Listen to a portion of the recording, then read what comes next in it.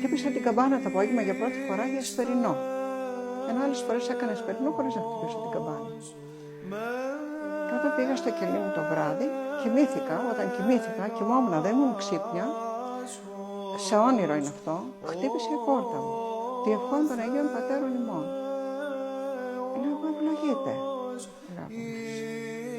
Ανοίγω και βλέπω 3 μοναχές και έναν καλόγερο και έναν μοναχό. Και λέω, ευλογείτε. Το θυμάμαι ζωντανό. Ποιοι είστε? Λέει, μας φώναξες και ήρθαμε.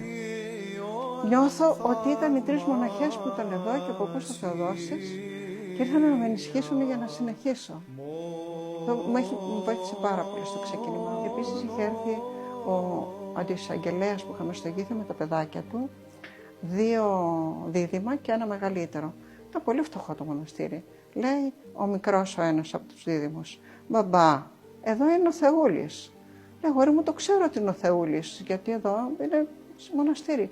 Αλλά εσύ που το κατάλαβες? Το μοναστηράκι είναι φτωχούλι, μπαμπά. Και ο Θεός πάει εκεί που είναι φτωχούλι. Τι λέτε? Πράγματα που με στηρίξαν πάρα πολύ στο ξεκίνημα. Αγαπώ πάρα πολύ. Γι' αυτό στον κόσμο αυτό έχω να πω. Μην χάνει την ελπίδα του, μην απεσιοδοξούμε για τίποτα. Όλα να πηγαίνουν. Ο Χριστός μας και η Παναγιά μας είναι εκεί και μας περιμένουν να μας αγκαλιάσουν, αρκεί εμείς να κάνουμε το βήμα. Αυτό το βήμα.